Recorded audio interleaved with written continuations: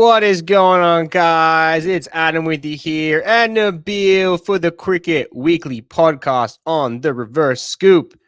How we doing, Nabil? What's going on, fellas? Adam, what's up, man? We're back at it again. Happy Tuesday to everybody. At it again. Happy Tuesday. Happy Tuesday. Wow, we had a nice weekend of cricket. Some fun things last week between last episode and this episode. A lot of fun things to talk about. A little England, Australia, 1-1 over there, then washout. We had USA playing a little bit of cricket in Namibia. I can never say it properly. All going on. Nice winning against Namibia, man. All going on. I'm sure you played on the weekend. Namibia, and excited about the prospects of some of the younger players in the USA squad. Sai again scoring a 50, and the captain Monang Patel again doing super well. So kudos to those guys, and excellent win against Namibia. It shows improvements, in the team. So I'm really happy to see that, man. Absolutely. And today, as you know, and today we're discussing, we're going to pick off from last week where we left off.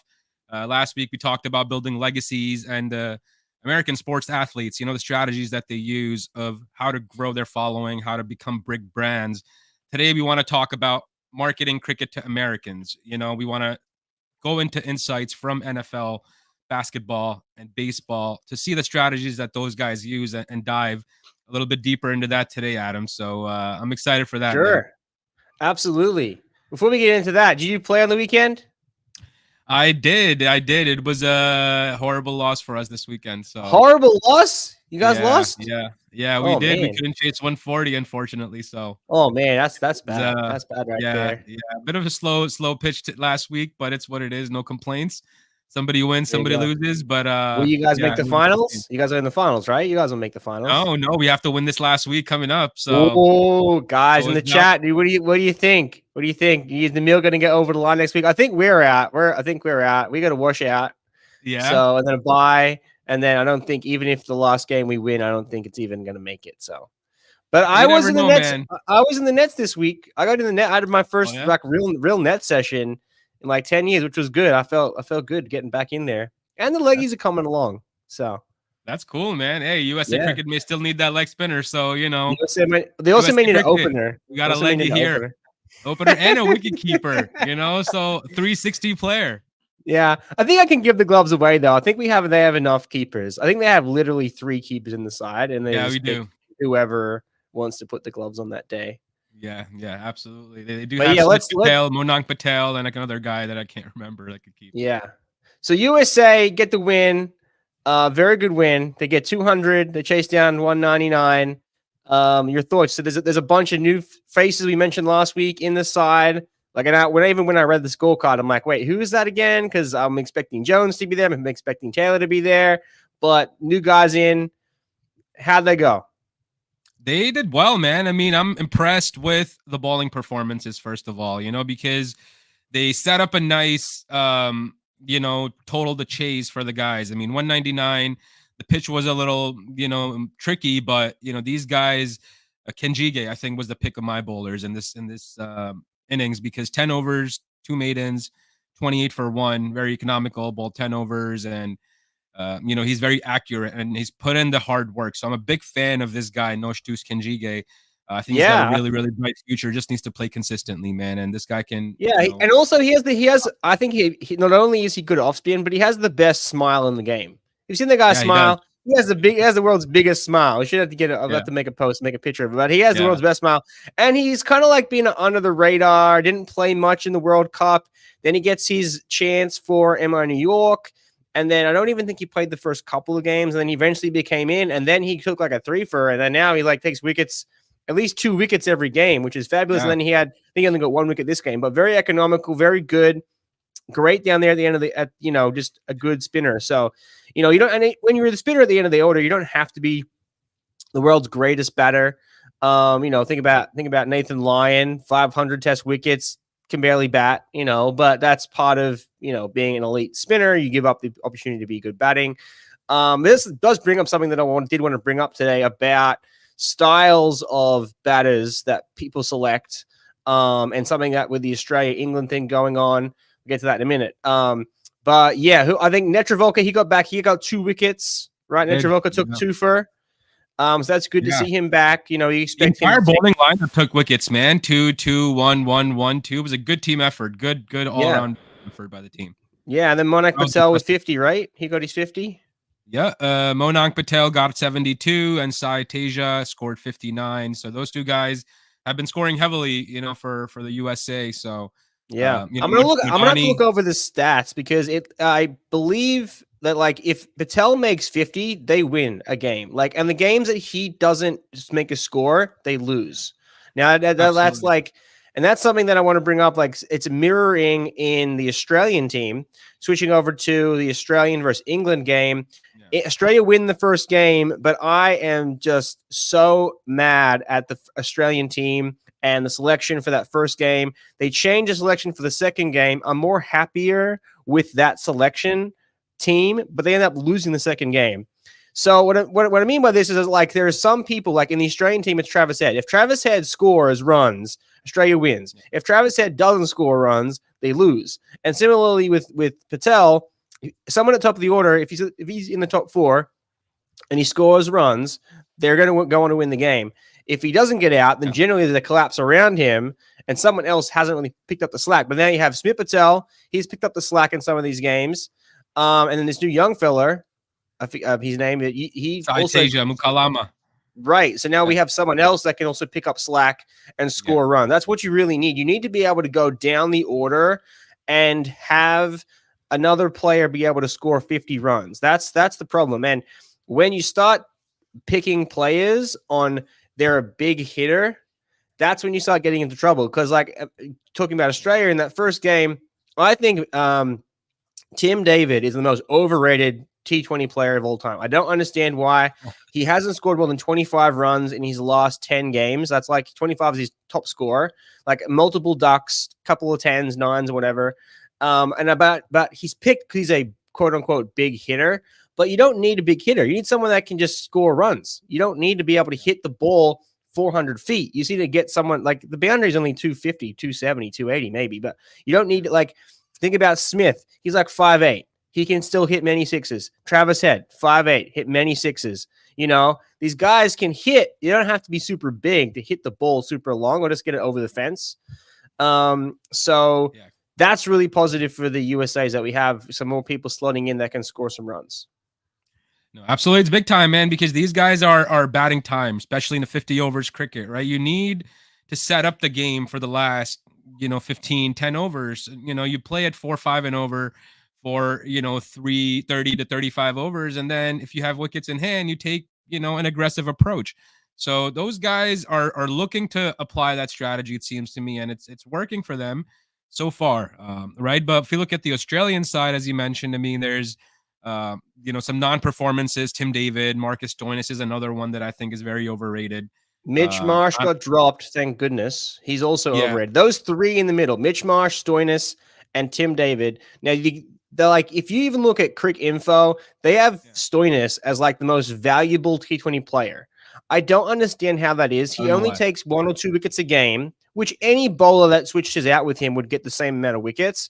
And he doesn't score runs. He, again, hasn't scored a 50 in since 2023, it looked like, and I looked it up. Yeah. Again, just nothing big in the middle. And that first game that Australia played against England, Travis Head scores 9 runs in 6 overs again. He just tees off in the power play. Short also backs him up in the power play. And then Australia has a batting collapse. They lose 6 wickets for 30 runs or something in there. It was terrible.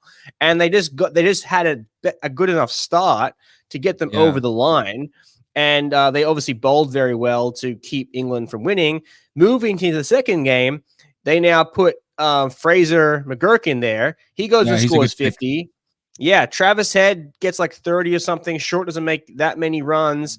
But they end up losing. England ended up chasing it down because there was that England had a really good, batting performance to get them over the line. And there was no real impact bowling there. There wasn't something again, Stark isn't in the side. I die on the hill. Stark should be in every side. I think he's trying to get out of the T20 side. But I think so too. But it's one of those things where you need to have an impact bowler that can take the wickets. Now, it ended up in that game the second game, that Matt Short, the opener, who's a part-time spinner, gets a 5 for 22. I don't know if you watched the game, but they were drawn and they got 2 wickets while the game was drawn. He was on a hat trick and they ended up getting 1 run to win the game. But if that's the guy getting 5 wickets, they're in trouble. And then the third game was abandoned, so we didn't get to see how it would play out. But yeah. Yeah, I mean, if you look at the stats, man, like, Marcus Stoinis went for 31 and 2 overs. Cameron Green, 24 and 2 overs. Cooper Connolly, 2 overs, 20 runs. Aaron Hardy, 2 over 23 runs. So these are not the stats you want to see from bowlers, going for all 11, these guys 10, are new. 12 and overs, so. Yeah, besides Zamper, they're all new faces to the team. So I don't know if they're just trying to find their 11. I think so. I think it's mostly just trying to figure out, what players they are their next generation players. So they're trying to find those guys, I think, and giving some chances, which is fair. Trying to build up for the T20 World Cup right now. It starts. So I think it's a good enough strategy right now from the Australian side, even if they lose a couple, but they get a couple of good players out of here.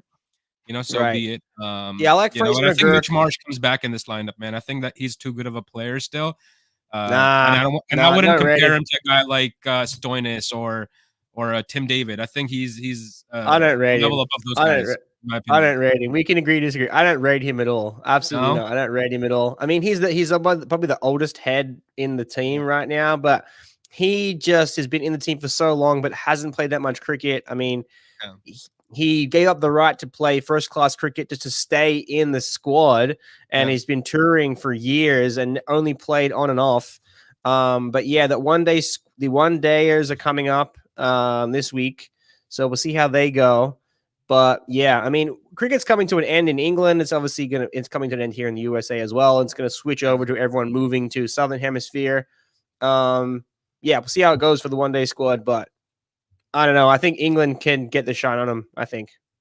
Yeah, I think so too, man. I think so too. Let's see what happens.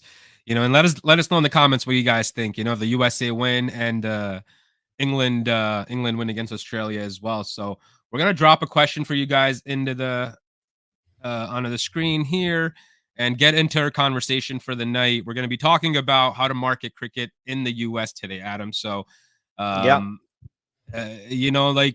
got NFL and NBA, right? They became big marketing giants, and NFL figured out early on that is just not the game. It's about owning particular days in cricket, like Sundays in NFL. We know, hey, it's for football, and everybody gravitates towards it. So that's one type of a strategy that NFL has used, in developing their game. So they also have obviously TV deals and the media rights, right? Which I think USA Cricket is lacked to really get into that type of a game. So how do you suggest that we take cricket and apply these TV brand deals and get cricket in every household in America, man? Yeah. Well, obviously the first thing is you got to get it on TV. So people don't take it seriously unless it's on TV. I mean, you have some of these NFL games being telecast on, Amazon Prime or whatever, like it's the Thursday night game with Monday night game. But, like you said, Saturday is basically during this time of the year is your college football day. Sunday is your NFL day. There's a Monday night game. There's a Thursday night game. I don't think much happens on a Friday night. Baseball and basketball kind of run sporadically throughout the week. They're like weekday games as well as weekend games. But I think the biggest thing is, you just have to just get it on TV. The ESPNs of the world need to be talking about it. And the video that I was going to think about this week, actually, I thought about it today, is that something that the USA Americans don't quite grasp yet is that when it comes to cricket, and you are in a cricketing nation, let's just call it Australia, for example, good example. You follow a state club or you follow a state team like a rugby team. So I follow Canterbury Bulldogs. They're a local or a state side that play in like the NFL style equivalent. And then I would follow, the soccer or whatever, my local soccer side. But then I'm following the international cricket team. And that's the difference, is that America doesn't follow any other international sport throughout the year. Whereas when you're a cricketer and you're in a cricketing nation, your national cricket side is your number one most followed cricketing team. You may follow an IPL side, you may follow a Big Bash side, you may follow, MLC side, for the Americans. But generally, you're watching your local, football team, whatever, basketball team, soccer team, and you're watching the national team, which doesn't happen here for any other sport. I can't think of a national sport that is televised yearly outside of the Olympics, right? Is there anyone that you can think of? Football, soccer, maybe.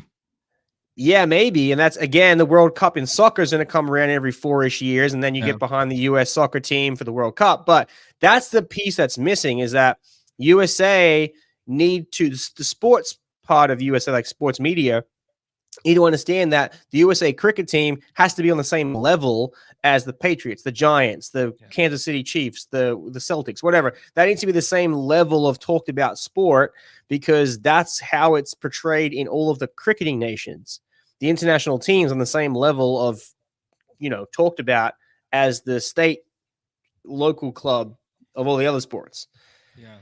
I think it's the money too, man. There's not enough money for, these players to become big. When, we see a Patrick Mahomes or LeBron James, those guys are getting paid heavily, and they have, these social media teams that are working, entire teams that are making them into those social media powerhouses, right? So it's different for USA cricket players because they don't have those budgets. They don't have the backing. They're not household names yet.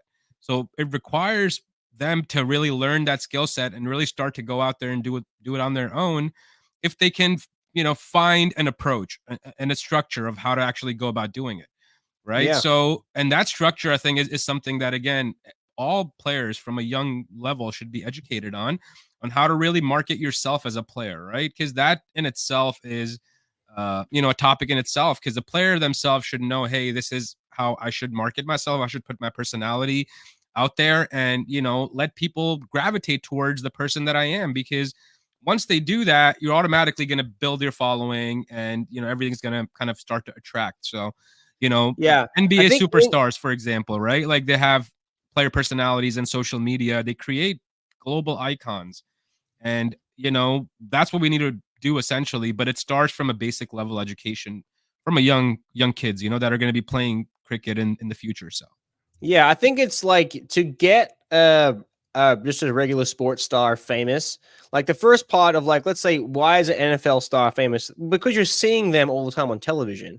So that's one point, is like, if the cricket is played on ESPN at a regular time, or whenever it's, instead of being on Willow TV or whatever network, some off, the European Cricket Network, shout out to those guys that do a lot of cool stuff. But it needs to be on television. And once it's on television, then you're seeing it, right? Then from that point, then it, like, you can connect the dots to their social media. And then you get like the third party validation from like other celebrities. So as soon as another celebrity talks about that sport or that person, then you get it in. Like Jason Kelsey was at, Alona Mars rugby game. So that was drawing attention from all of his NFL fans were like now watching the USA women's rugby team because he was watching the rugby. And they had some other guy for the water polo, some rapper, I forget his name, but those people were bringing attention to, just like Taylor Swift brought more people to NFL because she was watching it. So she brought all the Swifties over to watch NFL, which doubled the numbers for them. So having that third party validation. Now, I don't know who's out here, celebrity status, that has cares enough for the USA cricket or to get involved with it, but someone needs to get involved to help like connect the dots.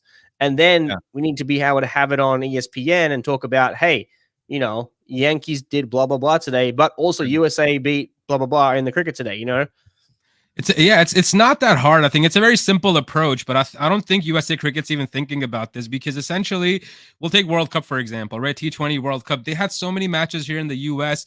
In each game, they could have gotten at least one or two celebrities to show up. Imagine if a LeBron James shows up to a game in New York, or, a Michael Jordan or a Tiger Woods or somebody, these big iconic players from here, from other sporting, sports, they come to the cricket, they will attract audiences automatically, right? But I don't know if they were even approached in that manner, that, hey, come and view these games so we can get this massive, viewership and growth of the followership. So I think it was a missed opportunity big time, because I hardly saw any celebrities come to any of the USA games. Yeah, I don't think there was any. And I mean, personally, I didn't even know what was going on. Like, I literally got the news that USA beat Pakistan, and that's when I literally turned on my eyes and be like, oh, the World Cup's happening here. Oh, I got to pay more attention. Oh, and then make the videos. And I think, you have to obviously have big preparations to get people involved for these things early hand. I don't think or know if that really happened.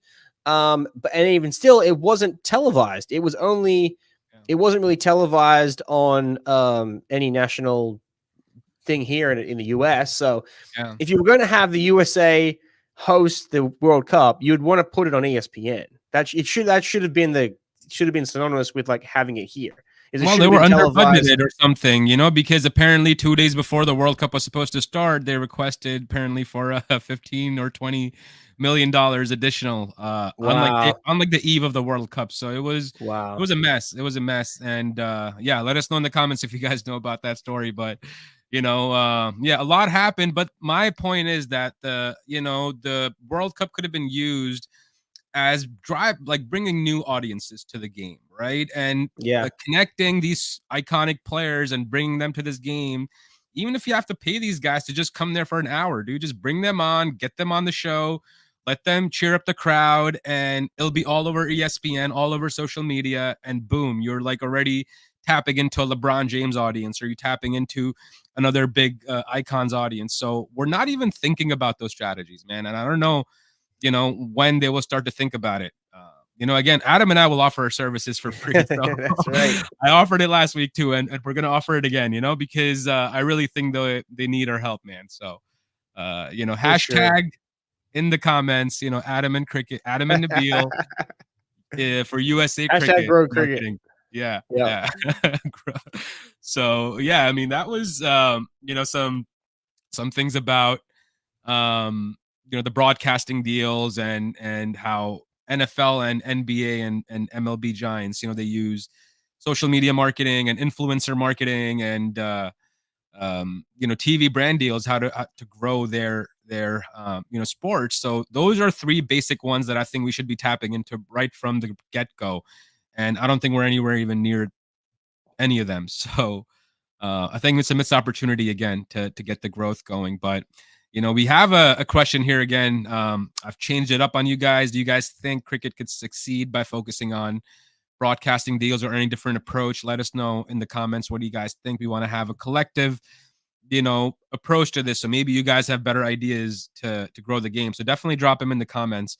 And so we're going to get into our next, topic for this. So what has worked for cricket in other countries? Now, let's look overseas, right? Cricket is massive in India and Australia and in the UK. I'm talking stadiums packed with crazy fans, media deals, worth millions, and players are, worshipped like rock stars. And what's their secret, right? It's not all just about, the spicy food and tea, but it's about, smart marketing. In India, the IPL, India Premier League, is like the Super Bowl, but for 6 weeks straight, they use fast-paced games, big personalities, and even Bollywood stars to bring in millions of fans. So that's something, again, Major League Cricket can take a page out of their book and try and to do better next year, because I think this Major League is going to be back again next year, but they need better strategies to, really get to the heart of the American audience. Yeah. I mean, you have to consider that America is coming in off the back. They're coming in on the back end of cricket. So if you go back to like cricket originally, what originally cricket was, it was a gentleman's game, an English game, England and Australia, old school, top of the morning to you, all that kind of stuff, right? The tea breaks, lunch breaks. And as England grew their colonies or whatever, everyone else started picking up cricket, and it was only test match cricket really that was played. It was long form cricket. Then into the 80s, 70s, 80s, we kind of bring in the one-day cricket. That gets televised. We start getting brand deals. We start getting things happening for them. And that kind of really goes at the same kind of pace into the 90s and the millennium, the early 2000s. And then kind of when, talking from an Australian, when the Warne and Glenn McGrath and Steve Waugh and all those were kind of like coming out of them phase. Like you talk about the late end of the 2000s, like 2000 and kind of, let's call it 7, 8, 9, 10, that kind of era. That's when it started tailing off a little bit, and you kind of feel that like cricket is tailing off. People don't want to spend all day watching cricket, and they're coming up with a new strategy on how to keep cricket more exciting, which is when T20 gets born, kind of like 2010, probably even 2000 and more like even 2013, 14 is when T20 cricket started to kind of like take shape. And that is kind of like their answer to keep cricket exciting. And USA doesn't have any of that history. And we're just, well, obviously they have the original game of all time against Canada, but they didn't have this growing problem of like, how do we make cricket better? They don't even know what cricket is. So now they're getting exposed to T20 cricket, which to us isn't like real cricket. It's like the newer form of cricket. But like all of the new stuff from T20, as it evolved, it was like whites. Everyone's wearing whites and a red ball. Then it's like everyone starts wearing colors, and it's a little shorter. And now everyone's wearing multicolored, hyper-colored. The lights are flashing. There's flamethrowers. It's big hitting sixes. Lights and sounds. There's cameras in the umpires' helmets. The game has developed into this point that like the cricketing nations that grow up on it can move themselves forward into a more exciting game and still enjoy the game of cricket, where USA is coming along and being like, hey, this is it. And they're like, yeah, but we have baseball, but we have football, but we have this. And I was like, well, we're trying to make it exciting for you. Imagine if, I know Aaron Judge is out here hitting homers every night, but like, imagine if he could hit like 20 homers a night. You know what I mean?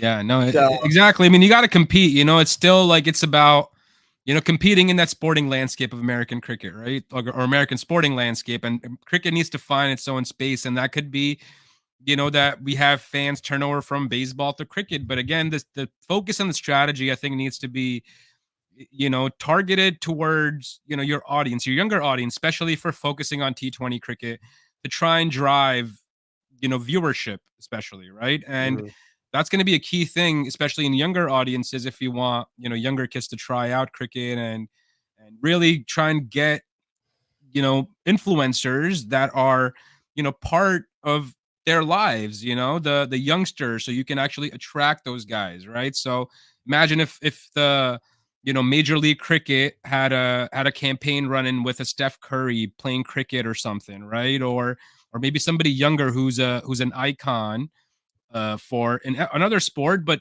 they're using him as a brand ambassador for cricket and using him all their media across the board and their advertising. Imagine what that can drive, right? Even one athlete. It would be interesting to see like their mindset. Like you could almost consider that their money gets made up from the Indian viewership. Like, considering like the World Cup, like all the World Cup advertising is all Indian stuff and Pakistan stuff and like, middle, that kind of part of Asia, like all the cuisine ads, everything like that. So it may be a thing where they make so much money from the Indian viewership, they just don't really care that much about gaining the new followers. True. That really just could be it, because when you crunch the numbers, it's like 400 million people tune in for India versus Pakistan, which is double Super Bowl. Yeah. And crazy. The average American just doesn't care, and that's the crazy thing, is that like the vast majority of people just are like, it's cricket. But like, if you leave America and go everywhere else, it's like it's the biggest thing.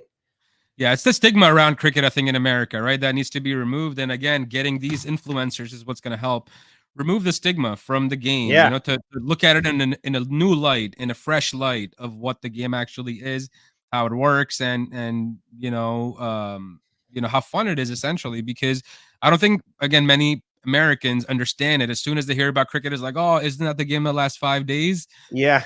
I mean, like, that's what you've heard, right? But they don't. So it's about education and obviously getting them used to the process. And the more media guys and more icons that talk about cricket, it's only going to help the game here, right? And again, the focus needs to be strategic when it comes to these things, and we're missing out on all these opportunities. And when you talk about viewership, right, it's a good point that you brought up, because you're right. I don't think they care about the actual American audiences. What they actually care about is driving the Indian viewership or the South Asian viewership, here in this part of the world. Because, if you look at the team list, right, to, who they're kind of following and who their fans are, everything aligns accordingly. I've heard on socials, a lot of people say, oh, this is India B, for example, right? Yeah. I've Yeah. heard that, Right. Yeah. Yeah. so for me, it's like, all right, yeah, these players are really good. They can compete at that level. But again, to remove the stigma, we need to have a team that represents, what America is, right? So I think that's where the key thing is, to finding a balance where, there's players that are represented, in different cultures in America, because that's what we need. We can't have a bunch of just one player from one region and not, select the other types. But I think, again, it all has to do with viewership. And World Cup, if you remember, the matches started at 9 a.m., which was 8 p.m. or 8:30 p.m. for India time. So it was the prime time Indian time that they had, scheduled the matches on. So Yeah. that's another thing that That is interesting, because like when you look at baseball, you have Japanese players, you have Puerto Rican players, you have, the classic American born players. And, it doesn't ever come off as like, oh, it's a Puerto Rican 11 or the Japanese 11 or whatever, that doesn't come off there. They kind of wear the colors and they're just part of the team. And I think that could be part of it, is that because cricket isn't viewed as a team sport, as in like, like the NFL is like, you don't support the Patriots or you don't support the Jets in cricket. You just follow the national team. That mindset isn't quite there yet, because like I said, outside of in the cricketing nations, you follow your regular clubs and you follow the national team. So, and obviously the ML season only had 2 seasons and it only has 6 locations. So not everyone, doesn't really align with, if you live in Atlanta, you're not really going to align. Maybe you go Freedom, maybe you go Texas, maybe you go, you don't even know. Right. So that's another thing too, is that without having a national conference, like no NCAA, no college, no club level, it kind of just goes down. So until they can figure out that, hey, USA team is worth talking about, then or following, then it's like, and again, I don't think you're going to win them over, because to them it's going to seem like just India 11 or India B. Yeah, because it's just about catering to who their followers are currently, right? So if you look at USA Cricket, you can see that the current followers, if we break them down, probably majority, 60-70% would probably be the South Asian community, maybe 10-15% from the West Indies Islands, and the rest of it would make up the other one. And if we look at the team makeup, it exactly represents what that is. 70% of the team would be, from South Asia, maybe a couple of players from the West Indies Island, then you would put one from South Africa or one from another place, or, to make up the rest of your team. So it's noticeable, is all I'm saying. It's not like that people don't notice these things. So we need to work better, I think, to come up with a better approach. And I'm happy that the team is doing great, but it's all about growing the game, right? What's their vision? What are we trying to achieve, in the future? So that's what's really needed, especially, looking at where we want the game to go and the progress to be quick. But, the way things are right now, it just seems like, it's going to end up being that, like India's second team, So we want to stay away from that. Yeah. So, again, let us know what you guys think in the comments. We were talking about some tough topics here, but I think it needs to be talked about. We're going to drop another question for you guys. What innovative ideas do you have for marketing cricket in America? So let us know in the comments if you guys have any good ideas. Again, we would love to know in the comments, so we can build on this and keep building on this knowledge and information sharing, because that's what we're here to do. So again, let's keep talking about the media influencers and community engagement, Adam.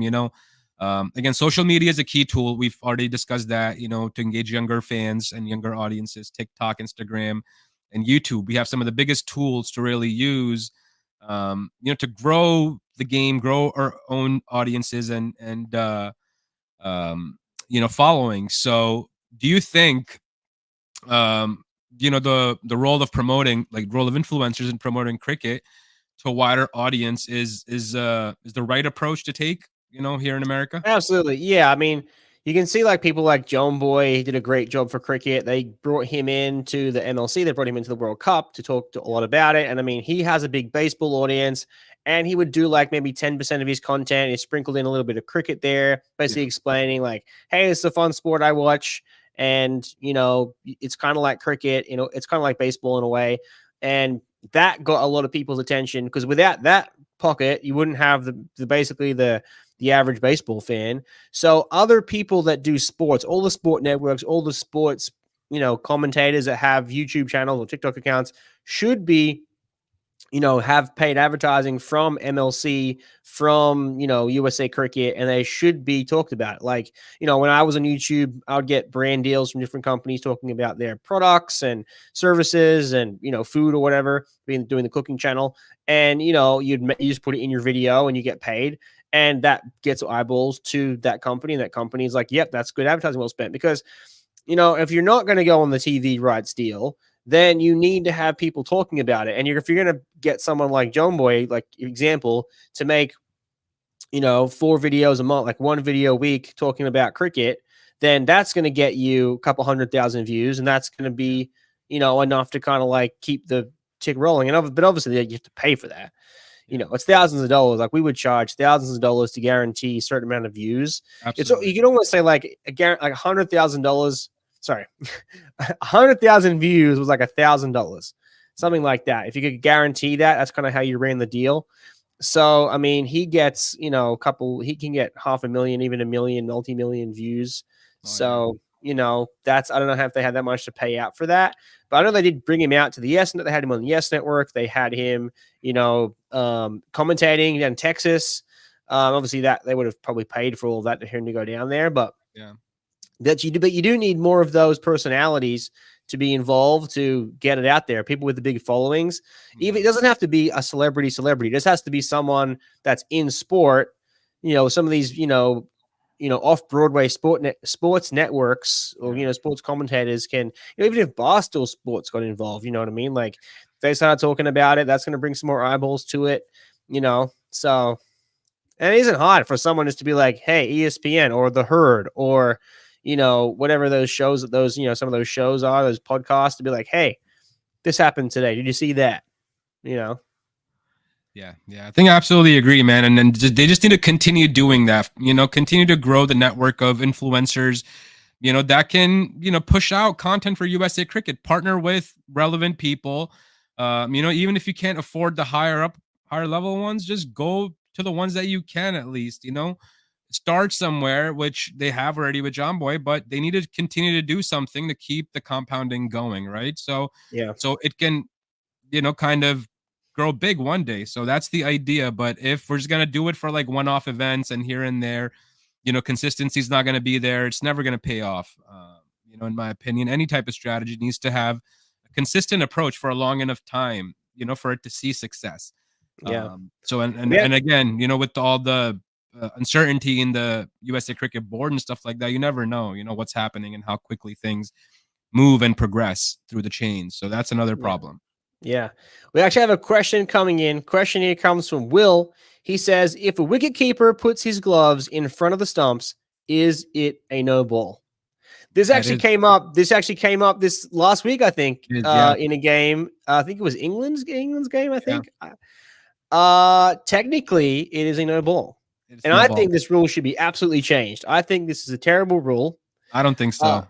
I think the rule. So my understanding of the rule was if you grabbed the ball in front of the stumps, then it's a no ball. And I'm fine with that being the rule. But apparently the rule is apparently, if your gloves make any contact or move in front of the stumps at all during the ball, then the ball is a no ball, which I don't think that should happen. Because if you watch the guy that did it last week, he pushes his hands in front of the stump parallel, then pulls his hands back past the stump parallel, then takes the ball, then knocks the stump off. And I'm like, that should be out. Because, think about it, if you're in a club game, like, how would you have seen that? There's no way the side umpire is going to be like, that's a no ball. Yeah. But you would say it's a no ball if you actually got out in front of the stumps and then took it off. Because I've had that done to me before. Get a little too excited, or you fall forward a little quick, come back, and knock the stumps over. You're not out. But if just for your hands to break the plane, and then I think that should be out. Yeah, I mean, I think it's the same rule as, like for man kid, right? When you're backing up and somebody could take the sticks off, you're taking that extra space. So same thing for the keeper. I think that's the logic that, you know, once the ball is delivered, you can grab it behind the sticks, but you know, you can then hit it and it can end up in front, but the initial grab needs to be behind the stumps. That's what my understanding was. And then if you hit the sticks and if your gloves end up being a little bit ahead of the line, it's fine, but you can't. That's what I'm grab the saying. ball ahead of the line. Yeah, no, that's how I thought the rule was. I thought the rule was if you grab the ball in front of the sticks, it was a no ball, which it is a no ball. But the rule also states that if any part of your glove goes in front of the stump at any point after the delivery stride, then it's also a no ball. So like I said, just as he lifted his hands up to kind of grab the ball, his hands go in front of the plane, and then as he takes the ball behind the stumps. But because his gloves made past the parallel while the ball was in the air, that was a no ball. And I'm like, that has to change. That's a terrible ruling. It should only be once you take the ball. When you glove the ball, your ball must be and the glove must be behind the stump. That's how I think it should be. But that's not the rule technically. The Lord's rule. Well, so it was deemed a no ball. It was deemed a no ball. Yeah. So, but we should change that rule. Yeah, I agree. That should be a whole thing for next week. Rules we should change. There's a whole bunch of rules that we should change. Good idea. There's some terrible rules. It's a good idea, man. It's a good idea. Let's talk a little bit about the culture of American sports, Adam. You know, in football, there's there's tailgating that happens, right? Tailgating, cornhole, you know, beer drinking or whatever, you know, fans enjoy to do outside of a football game or a basketball game or a concert. You know, we haven't seen, I don't know how the culture is out in, you know, at the North Carolina or Dallas, you know, in those stadiums, but I think that's something that, you know, American cricket needs to, you know, start to, you know, use essentially, do tailgating parties before the match, you know, invite your friends out to the tailgate and play some cornhole, go watch the cricket game. It needs to be part of that fan culture, you know, to become it. So for us to do that, we need these types of things as well. Yeah, well, the weird part of it is that doesn't happen in cricketing nations. So like cricketing nations don't tailgate. Yeah. American nations tailgate. And if cricket in America decided to tailgate, then it would be cool. You know, or they would still enjoy it. You know, it would be made fun. But you have to think about like that's not a part of regular cricket. Yeah. So it would be nice. Like I love the fact that they tailgate, you know, but like in Australia, you can't drink outside the stadium. That's illegal. Yeah. Right? You get arrested for that. So that would be cool if they could tailgate, if they brought tailgating to the cricketing nations, and then the cricketing nations were like, "Hey, America, like let's go tailgate for the cricket." Yeah. But yeah, and it's like one of those things where the time isn't an issue because the time for the NFL to have a game, an NFL game goes to 4 hours. Yeah, a cricket game goes 4 hours, so the time isn't the issue. Because people spend all day watching this college game, they spend all day tailgating, and then watching the NFL game. Like they make a day of it. So it's just caring enough about it enough to have a whole day. That's the issue. Do they care enough to have a tailgate all day? Yeah, well, I mean, if drinks are involved, I'm sure they'll be there. The stadium should put on their own tailgates. Yeah, that's how get people there. Mostly people, I mean, they bring some of their stuff, and then obviously the stadium has their own thing. So people have their whole day plan, you know, enjoy half the game outside and tailgate, barbecue, play games, and then we'll go inside for half the game, watch it. So I think it just needs to start somewhere. And imagine the content that can be created with that and being shared across socials. And it would drive newer audiences to come check out cricket just for the tailgate. Like, hey, let's go tailgate, man. And, you know, we'll go watch some cricket too. Might as well. So I think we just need to, you know, get that culture going. We really need to, you know, embrace it like the American culture and start to really use it in you know, all the games. We'll look to do tailgates for the MLC next year. Yeah, absolutely. Yeah. Let's actually plan for that, man. I'm down. Yeah. Where do they play? Where does the MO New York play? No, but wait. Everyone plays in North Carolina. Yeah. North Carolina or Dallas. That's Grand the trick. Prairie, so gotta get everyone's down in North Carolina, or Church Street Park, or you know, Grand Prairie Stadium. So one of those stadiums. Florida too. Florida. In the chat, we go. It would be hard to hit a tailgate at the MCG. Be fun though. It would be fun. Yeah, it would be Let's fun. get a I'm not state sure. I don't know referendum. why they don't do tailgating in cricket, man. That would be pretty awesome if they did. It would be. Well, that's it. No, the point is, it's just illegal. The how do you say, the like drinking alcohol outside the premises is like That's an true. illegal thing. That's really all it is. Here Hey, it's food's not. It's not not. I'm always illegal. down for like barbecues, man. So get the Yeah. burgers going, you know. But yeah, I mean, like, you know, so again, I got another question down here for our viewers. Which influencers or celebs do you guys think could help promote cricket in the US? Drop your questions or suggestions into the chat, not questions. But yeah, drop your suggestions in the chat. And, you know, we want to open the floor up for some Q&As and fun discussions. Anything you guys have, you know, drop them into the comments. And yeah, we'd love to answer some questions for you guys. And yeah, let us know, you know, what kind of, you know, things you want us to cover in the next coming up episodes.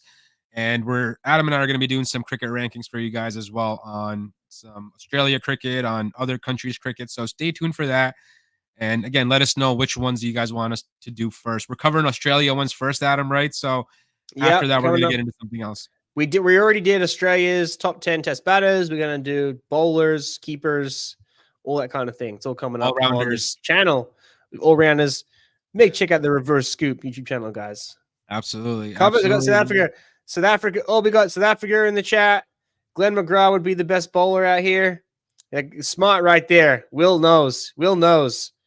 Be good for American right here. Yeah, Will knows. That's right. Glenn McGrath. Yeah, I mean, he's one of the best, but I don't know where I would put him. He's definitely in that top 5. He is the best. And he's that video, spoilers, my video comes out tomorrow. Spoilers. Glenn McGrath is the greatest test bowler of all time. Spoilers. Oh, man, you gave it away already. Spoilers. You guys heard it here first on the podcast. Spoilers. My video goes off tomorrow. England is asleep right now. England is asleep. They're going to wake up tomorrow fuming because I'm putting out this video tomorrow morning and I'm like going after the Barmy Army hard. Yeah, it's going to be, it's funny. It is so funny. I got a whole bunch of like memes in there too. Like, same old Aussies, always cheating. They sung that. during the second T20. They Cameron, what his name is, Cameron Green went to run. He dove for the 4, knocked the ball out, but he was clearly out of bounds. Picks the ball up, throws it. And he's like, I don't know if it was 4. And I was like, same old Aussies, always cheating. And clearly it was 4. Yeah. Oh God, man. He didn't know. He gave it a go. But those Pommy fans, mate, they give it to you. Those Pommy fans give it to you. Yeah, fans can be brutal, man, but that's what makes it fun, you know. Balmy Army. Love the Balmy Army. Shout out to the Balmy Army. Yeah, shout out to the Balmy Army. And what else we got coming up? Any cricket coming up this week? We have another USA have another game coming up. They have another game, and then England and I think Sri Lanka and New Zealand coming up as well. Yeah, and then USA they go into they play a couple more one-dayers, and then Australia, England play a couple of one-dayers coming up. USA plays tomorrow against UAE, 1:30 a.m. Or 3:30 a.m. Sorry, Eastern time is what's showing here, and then Namibia on the 22nd, and then UAE again on the 24th, and then UAE on the 30th, Namibia on October 1st. So yeah, they got some matches coming up. Yeah, so that should be good. I mean, we should win all those games. We should win all those games. We should. Should win all those games. Should be very good wins for us. So we'll keep track of that for you guys. And we'll keep you posted on the England, Aussie.